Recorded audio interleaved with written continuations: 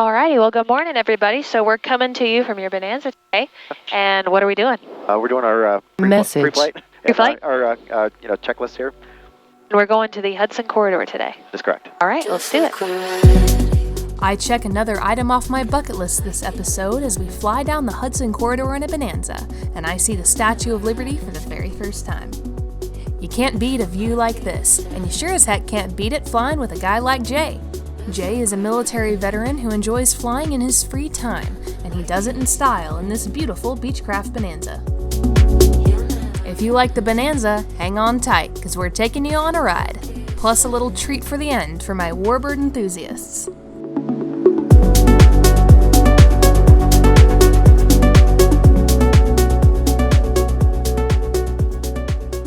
My name is Jason Mull, and this is a 1970 V35B Bonanza. This particular Bonanza has an IO 550 engine in it. It's pretty new. It's got about 42 hours on it since it was just overhauled.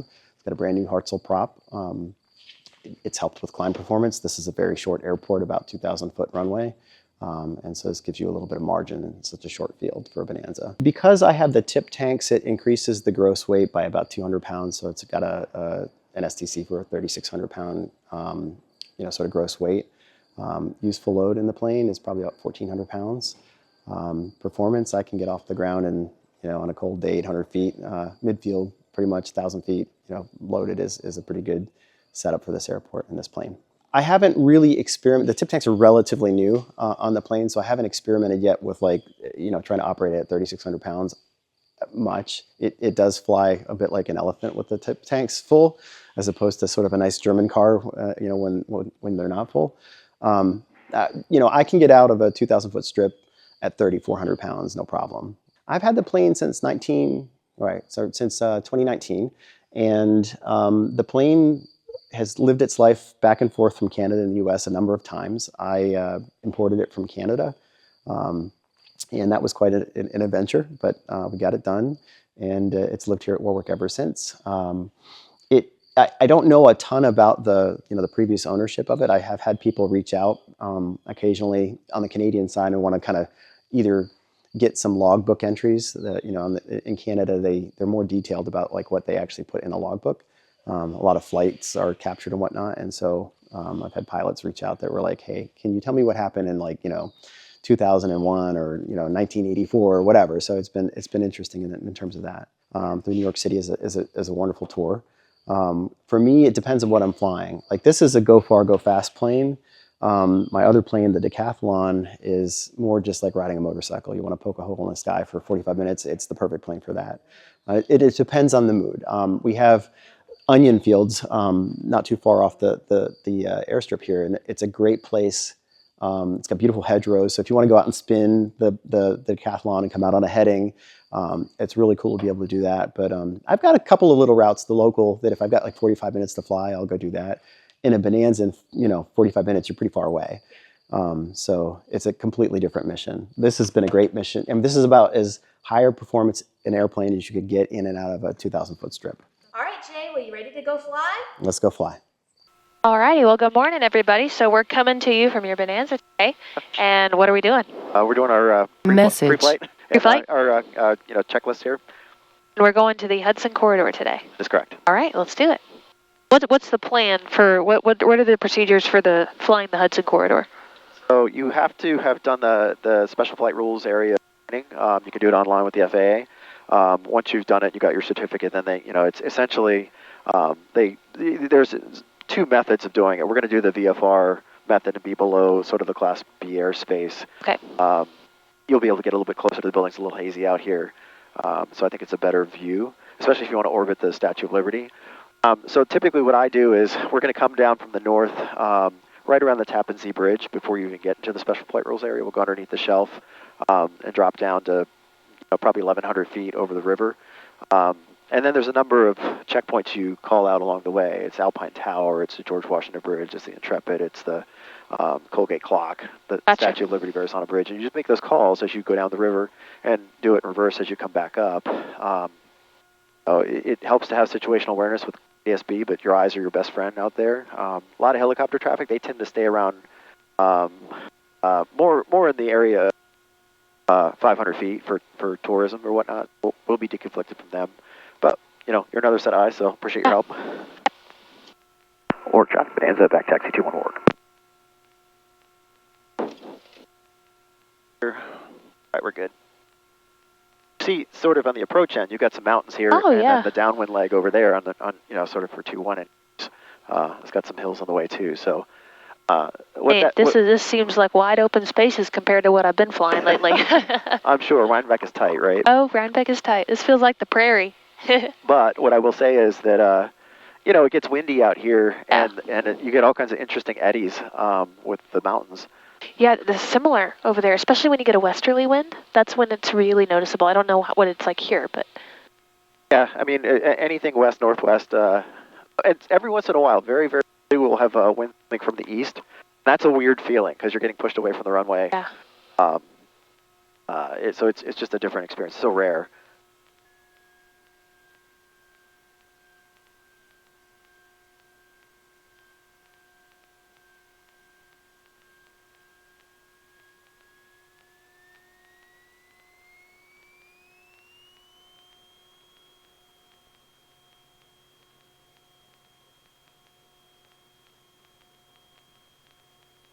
All right, 50.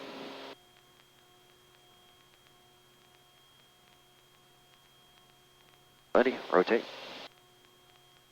The brakes, gears coming up. A little hazy, but it's nice out. That's beautiful.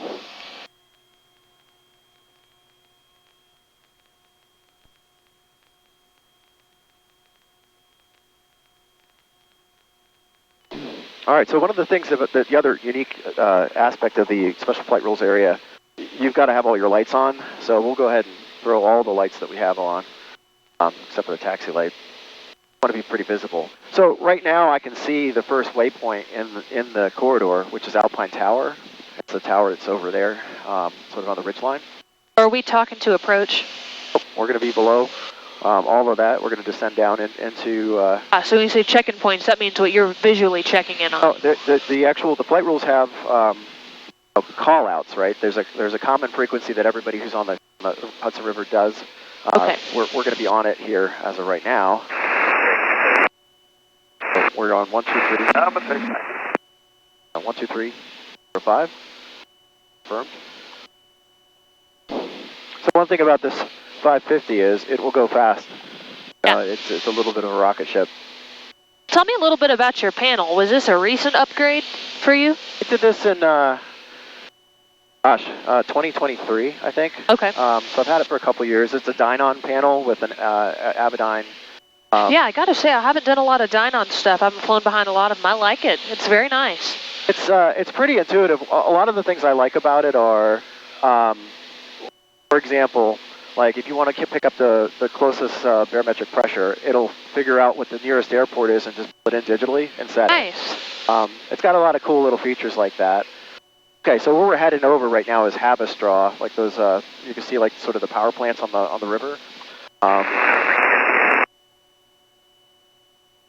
Over here, this is like West Point area. Okay. West Point, like the school? Yeah, like nice. the school. Your sectional. I'm really glad we have the AC. This is a hot Bonanza. Are you sure the cabin heat's not stuck on or something? No, it's definitely not stuck on. Wish it was, right? Because we'll be over water the whole time, how low can we get?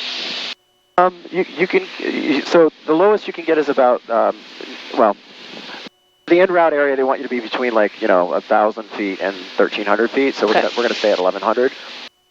What do you do for work? Or were you ever a commercial pilot, or is this just for fun? This flying is a fun for me. It's just a hobby for me. I'm in cybersecurity. Okay, wow. I work in the financial sector in the city there. I'm actually kind of cover all areas of risk now, but I'm a chief risk officer and a chief information security officer for a company called R&T Deposit Solutions in the city. Is that what you did in the military as well? Oh, no, my military, like I said before, career spans two different chapters, right? An Air Force chapter post-college. So I was educated as a mechanical engineer. I didn't know what I wanted to be when I grew up. I didn't think it was that, so I kind of went into the military to kind of figure it out. And Uh, Are you an officer or enlisted? Yes, I'm an officer. Okay. I went into the Air Force and did sort of weapons guidance system stuff, and then got out and went into. It was very very high tech, right? Yeah. So I was able to get a job in the sort of the 90s in technology, and just kind of made a career of it. So that was that. It can get kind of bumpy through here. Today it won't be, but when the winds are coming from like the south or the west, it just comes swirling over these cliffs. And, this is probably like second nature for you, but this is so cool being from Texas and seeing this from. It's amazing you could do this, right? Yeah. See those two big buildings right there? Yeah. Those are new, but that was where I worked when 9/11 happened. Oh wow. And we had sort of front row seats for it all. Wow. Bonanza, GWB 1100 southbound. But that was sort of impactful for me because, subsequently the National Guard took on like the Bridges and Tunnels mission for more than a year. So we had soldiers that were, kind of out and about, kind of outside of where we worked. So I'd interact with them, and I kind of felt like here I am, been set up pretty well in life with regard to my Air Force outcomes, and I felt like I had more to give back, right? Every one of those soldiers is somebody's, son or daughter, or husband and wife, sister, brother kind of thing, and I thought, there's some good I could do there, and so I put in another 20 years of effort, and I felt good about it. It was good. When I was in prep school for the academy, they were telling us about a class that when 9/11 happened, they quit officer training and just enlisted, just went straight in, which was always inspiring. So what's wild is post 9/11 you can get this close to the buildings, right? Like this is kind of surreal. Yeah. We'll be actually below the World Trade Center in terms of altitude. When you went on a return trip, you'll have a nice shot over the wing. Nice. The Intrepid is the next one on our journey. It doesn't even look like an aircraft carrier anymore, but it's visually easy to pick out because they've got like sort of this big building that they built on top of it, like a hangar almost, take care of all their planes. You can always tell by the Concorde that's right next to it on a barge. So where did that flight where did it land? It was somewhere in this strip from the GWB over here. Wow. For the Sully flight. Yeah. Yeah. Which is amazing to me because those ferries create such amazingly big waves. Yeah. The whole thing is sort of unbelievable.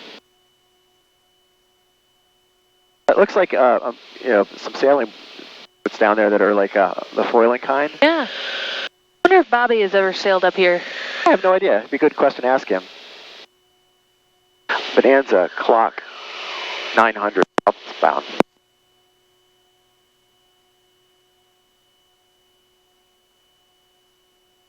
All right, so we're going to orbit counterclockwise around the tower, or around the Statue of Liberty. Is there a limit to how many times you can circle? It's based on traffic, but there's nobody here right now, so.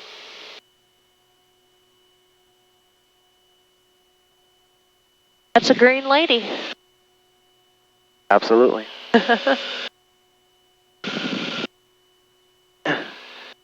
Bonanza, orbiting Lady, 900.